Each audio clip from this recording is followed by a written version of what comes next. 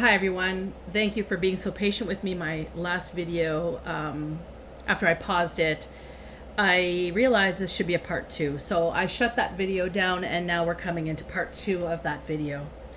So there might be a part 3 or 4, I'm not sure. I'm just gonna go with the flow of what Spirit's guiding me to do.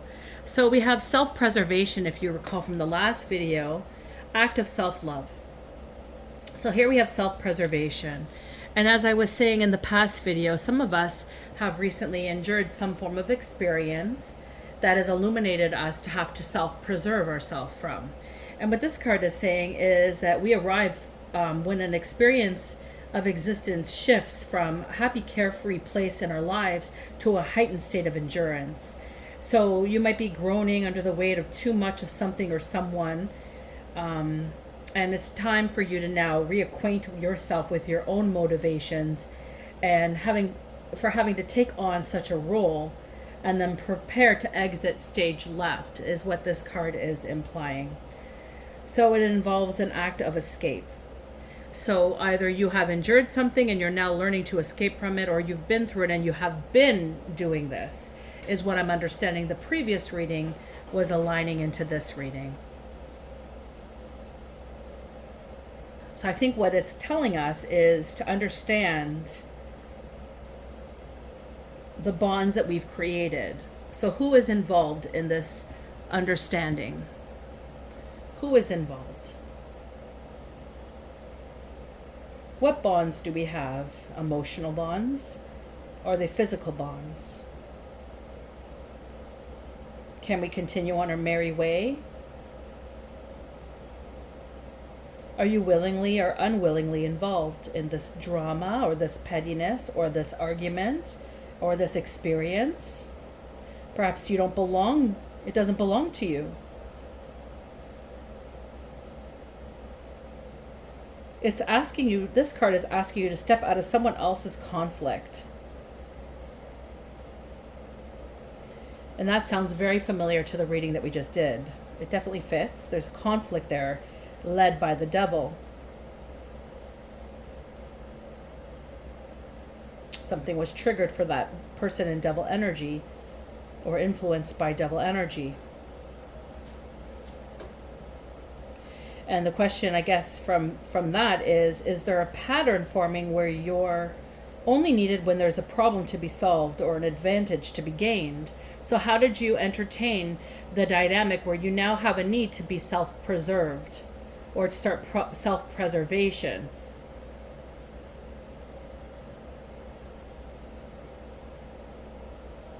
Are you somebody that maybe is very caring? Maybe you genuinely want to help people. And maybe you were played upon in your niceties. But there comes a time where you have to stand up strong in who you are and realize that you may be taken advantage of. And it's allowing others to work through their own shit without attachment. Your attachment is not necessary. And that's what that card is expressing. And we have the vanity card, which came next.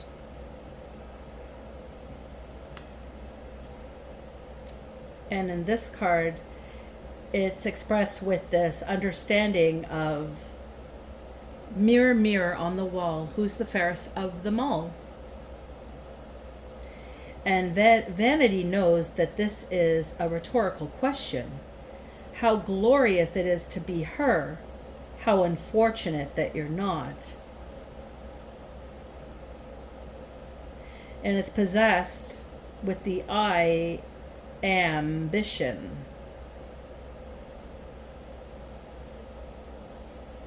And this is of an unshakable belief in yourself. She could be at least humbly acknowledge what a privilege it must be for you to yield to her right of way. When this card describes a memory or someone on either side of the veil, it validates the existence of a great earthly love affair between vanity and their me, myself, and I. And this relationship is clearly already overcrowded, so there's no room for you. It's even potentially more historic than the love between Antony and Cleopatra and Cleopatra. So there's that too.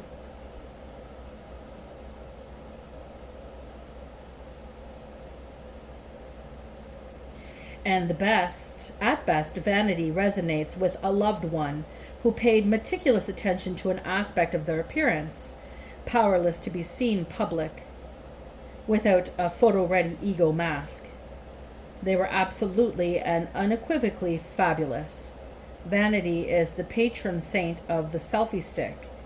Of course, there are also benefits along the lines of a time and a place to channel this inner diva who, as Marilyn Monroe said, never lets her head down unless she's admiring her shoes.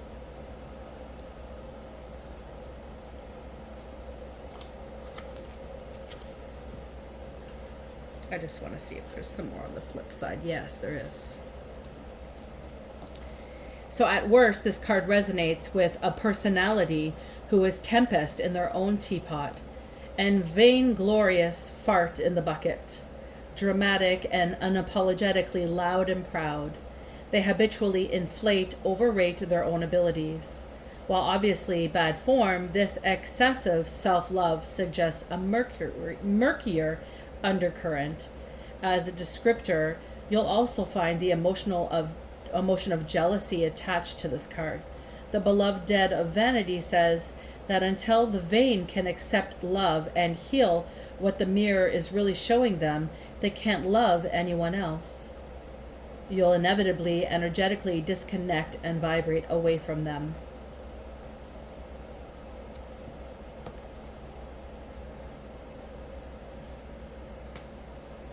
And then we have expectation.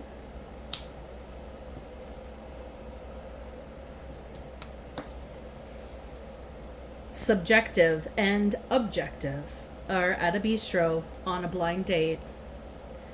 They've just ordered some raw oysters and are getting to know each other better. Subjective blissfully believes that whatever one thinks and hopes in their heart of hearts will come true. An objective, a just the facts kind of guy, is firmly grounded in reality and goes with the flow. Whatever happens, happens. Subjective is always helping people like a veritable Pez dispenser, popping out the appropriate wisdom, love, and resources with the silent condition that this offered level of support should and will be reciprocated. But moans subjective, can you believe it? They never do. Objective interjects, our oysters are here. They both add a splash of mignonette, clink glasses, and merrily down the hatch go the first couple oysters. These are going to be the best ever. Magnificent, thinks subjective. There are sharp shards of shell in my mouth, observes objective.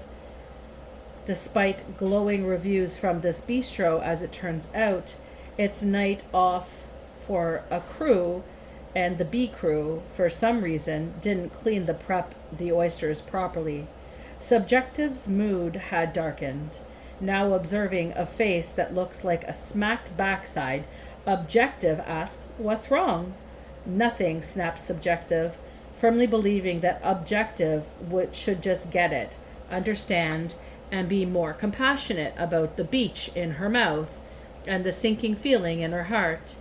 Her evening is now flooding with disappointment and outrage. Clearly, subjective had expected more from the date. And bevel mollusks and the universe subjective deserves more, and thinks, the 2 hours of my life I'll never get back. Objective gets the oysters taken off the bill and is thankful for a night out away from work. This is a cautionary tale that expectations and blind dates and perceptions about people, places, and things and events will always manifest as you mote it be. Expectations reminds us that life is in a perpetual state of flux, like a curl in the middle of the forehead. It doesn't always behave the way it's been told. Nobody's perfect. People screw up. Everyone is unique with their own hard wiring. By all means, set goals and high standards for yourself, but also ensure they're realistic. When setting goals, both complete success and total failure are unreasonable expectations. All you have control over is your preparation, your self control, your discipline, your attitude, and your dedication to giving 100% of your ability. If you've been held to someone else's impossibility, exacting standards, well or ill intention, spoken or unspoken, this can affect your expectation of self or others. The beloved dead of expectation says, be kind, flexible, trust in your own ability to hit the ground running, no matter what happens. Use this divine affirmation. I'm a great work in perpetual progress.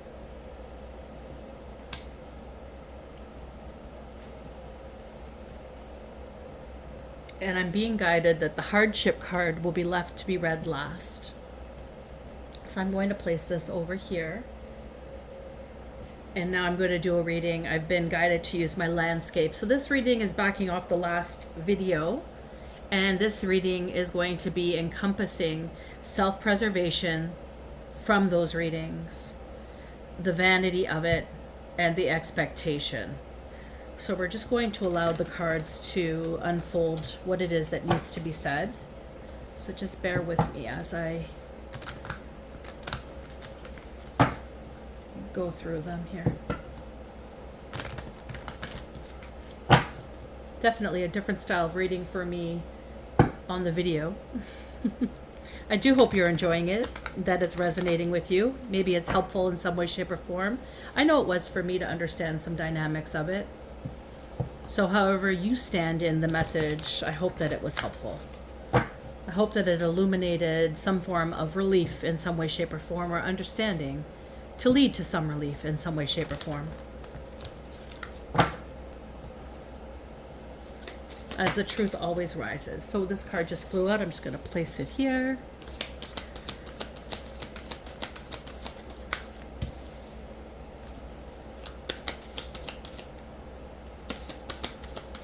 I just wanted to make sure they were all flopping the right way. Oh, this card landed on the ground. 1 second.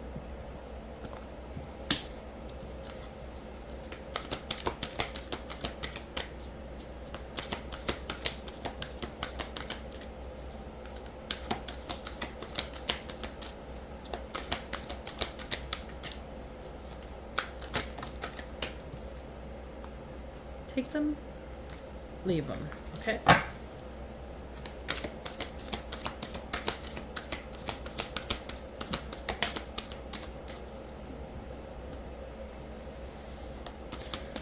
And that clog is coming back in my mind in a feeling at this time. So it's a development of something coming from a clog that's being dug up, pulled out, released down the drain. If you watched my last video, which I do encourage you to do before entering this one to get a greater understanding of this reading and the depth of it, I'm going to take this one first. Although the other one flew out first, it landed last.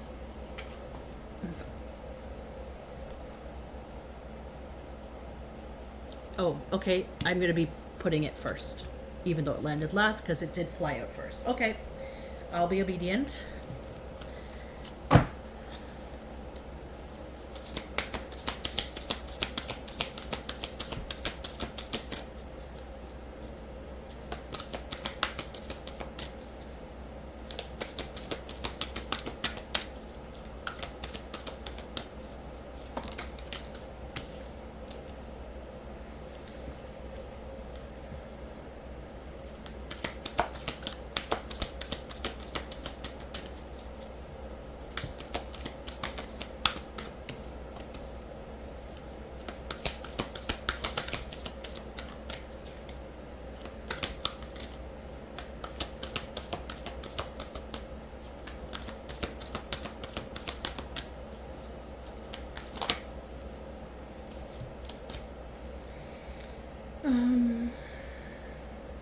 Two more, okay.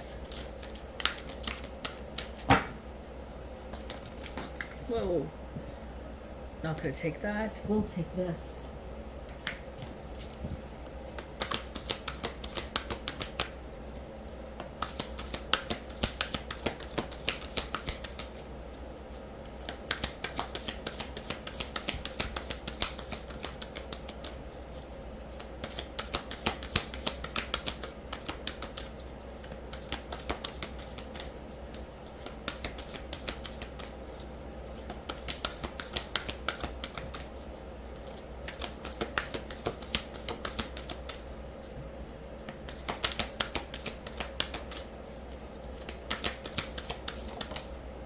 Okay.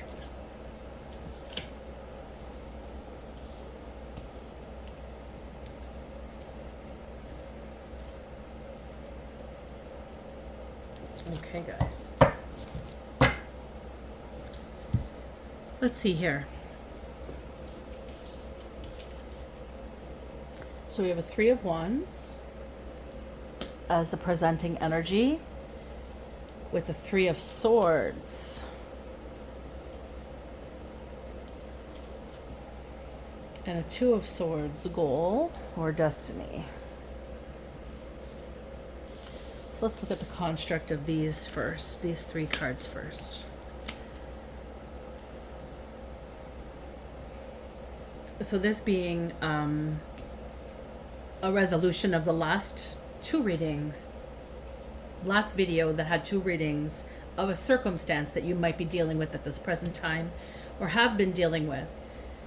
In whatever shape or form that you may have been involved in, whatever story dynamic rose up for you in your understandings, is where you stand. And it wasn't a judgment, it was just an opening of a door to understand. So this is the opening of the clog, if you will. There is a structure of feeling very restrained, stuck. There's no movement, like you're stuck in the mud. And I brought up an analogy of me gardening. So if you watch the video, you'll understand where I'm going with that. I do encourage you please to watch that video first because it will make sense of this video. Spirit guided me to pull these three cards. We have vanity, we have self-preservation, and we have expectation. I just expressed what these cards meant to you so you guys can take them as they lay for you. Now the Three of Wands is indicative of foresight and an expansion of self. If you see in the fire, there's the hare, there's the falcon, and I believe that's a wild boar. And it's understanding the different dynamics that rise within the medicines of each animal.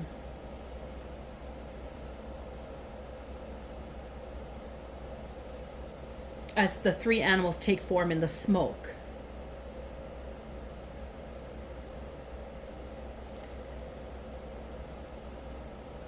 And each of them represents a particular type of knowledge of the earth, as each of them travel the earth in a different method or different way.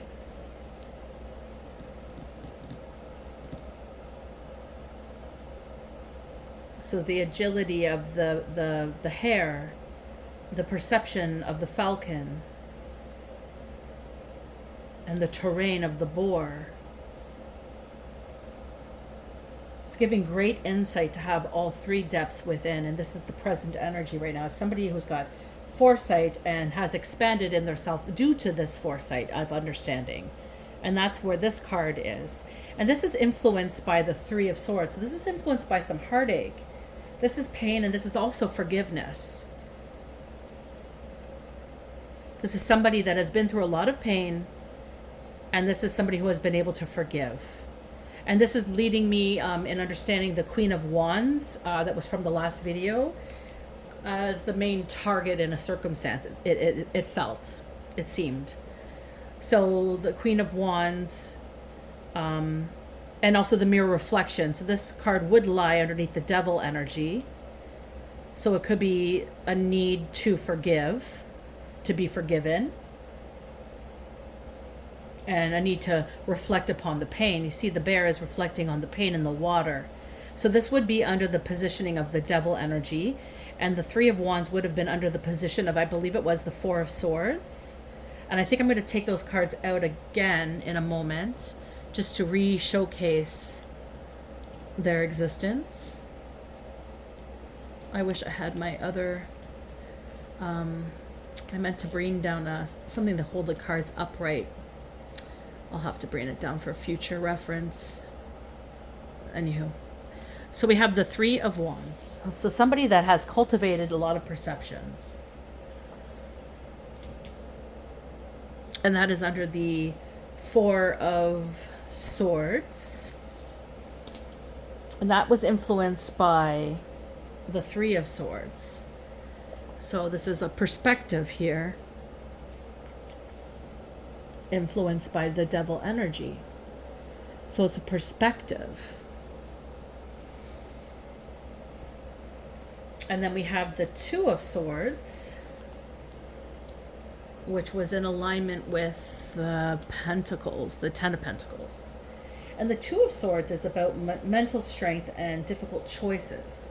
And again, that comes down to the choices. It's the polarity of it, right? The Queen of Wands was somebody who went through a lot of pain, a lot of turmoil, was being painted as something that was fictitious to lead others into a Three of Cups, I believe it was, to help sustain this experience of Four Swords for the Devil energy.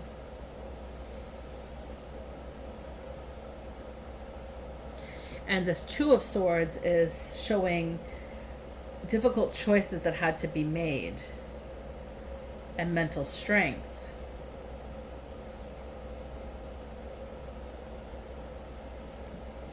As the goal and destiny.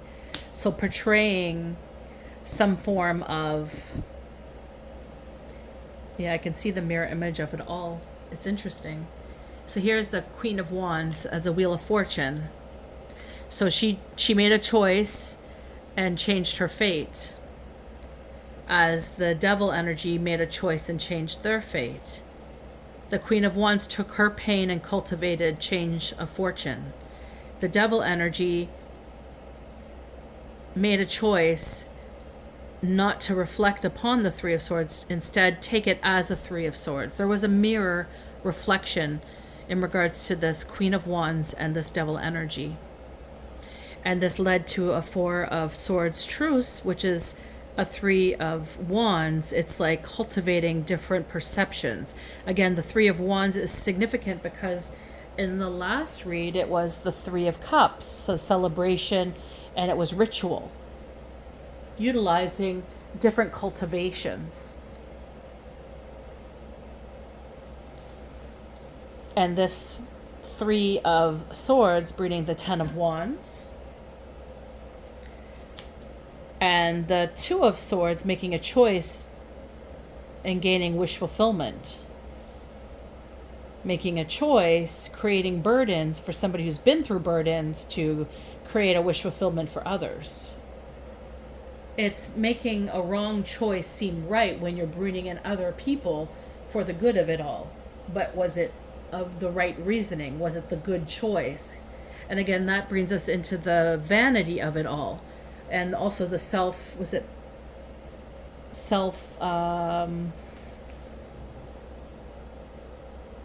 persistence? Oh, preservation. It's the self-preservation, where you're trying to understand the dynamic at play. Now, we might experience a burst of energy coming because I think my kids are on their way home soon. So please bear with what enters in my doorway when it does. Okay, so the Queen of Wands changed her fate by making a choice. And this opened up a Wheel of Fortune for her.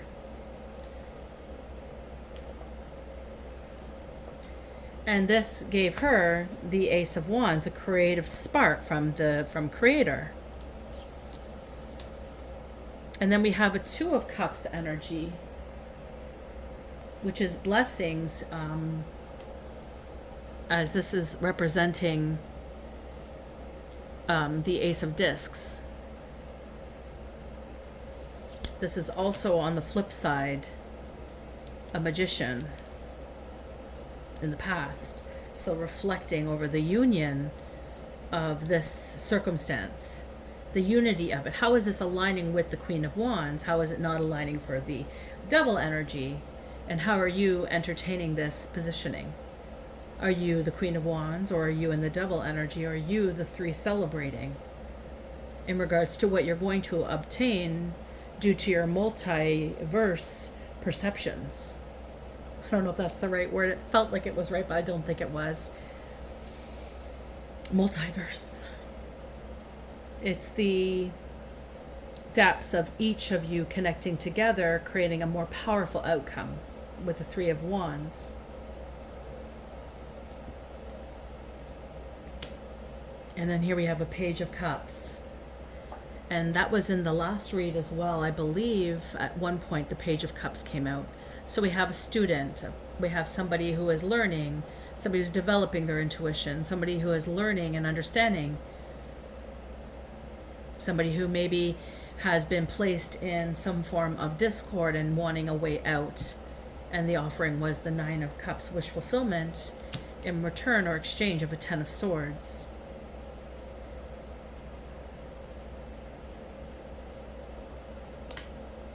We have a Six of Pentacles.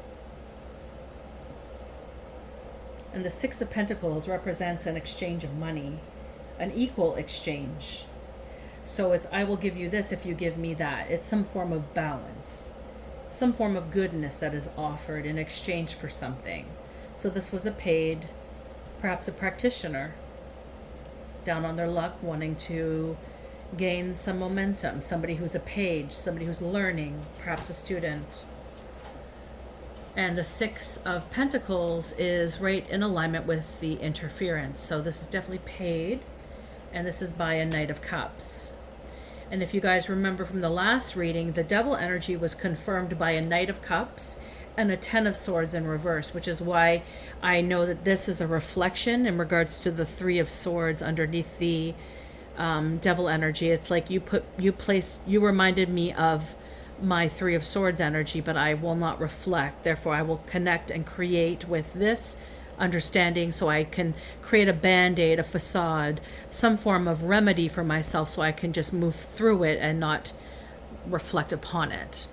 That's how it felt, was experienced, and that was their self-preservation, and that was their choice in that moment.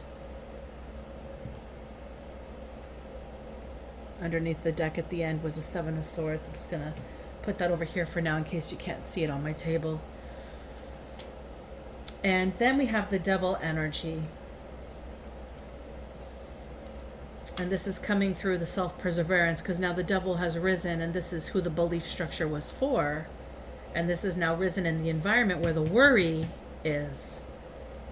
The Five of Discs, the worry, the concern.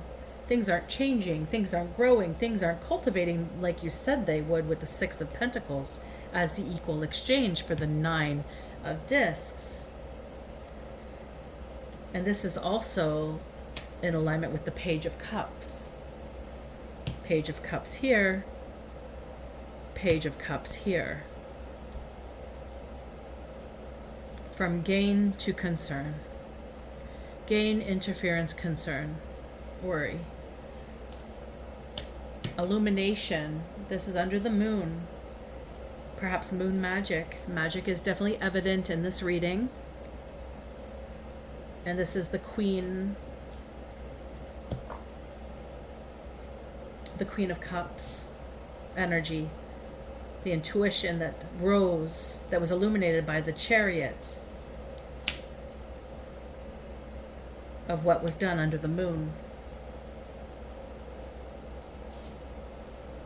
And in reverse, we have a Six of Wands. And this is the understanding of a lack of appreciation and the overestimation of the self is what this card is really illuminating here. And this is right underneath the Lovers and also the Three of Swords. So now I'm being told to bring this card to illumination. There's hardship now.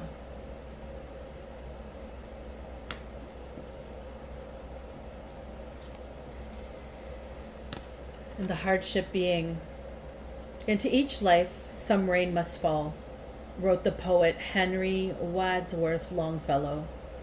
Some days must be dark and dreary. That said, hardship is also the card that takes you at the knees. When it validates an individual, a loved one, or a story, hardship acknowledges dire experiences of oppression, poverty, and privation, ranging from the most basic human needs, food, water, clothing, shelter, and safety, to suffering caused by physiological, financial, emotional, or social challenges. Hardship inflicts too much on those without enough. These feelings of despair aren't caused by unbalanced chakras or a lack of mindfulness. There is a harrowing life experience present that can't always be cured from within. The process of healing can only begin once the root cause has been addressed and the circumstances supported or changed. When validating departed loved ones stepping forward to work with you, remember that hardship doesn't describe their current state of consciousness. Transitioned souls are through with their earthly afflictions.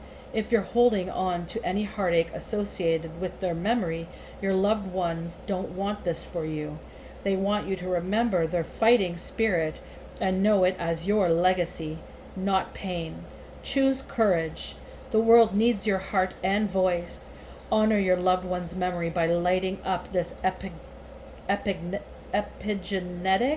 marker.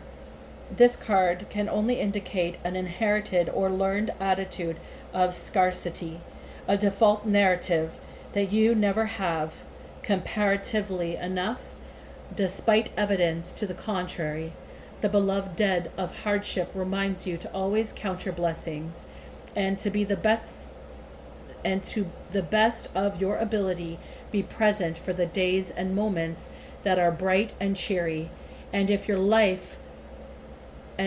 into your life some rain must fall, be still, sad heart, and cease repining. Behind the clouds is the sun still shining. Thy fate is the common fate of all. And this is the story. I'm going to leave it here. I feel like I don't need to explain any further. I feel like this is going to resonate with you guys in its own way, shape, and manner. And I only hope that these two readings can transpire in some form of understanding, in some form of depth, and some form of release to be able to move forward into that which your ancestors wish for you. They want you to experience joy and love, not the hardship that fell upon them. And if you are on the side where you're feeling constrained, where you're having to self-preserve due to a circumstance, where you may have risen from a point of vanity in the understanding and had an expectation that maybe wasn't met, then this message is for you. I do hope it helped. I offer you all many blessings. Until next time, take care.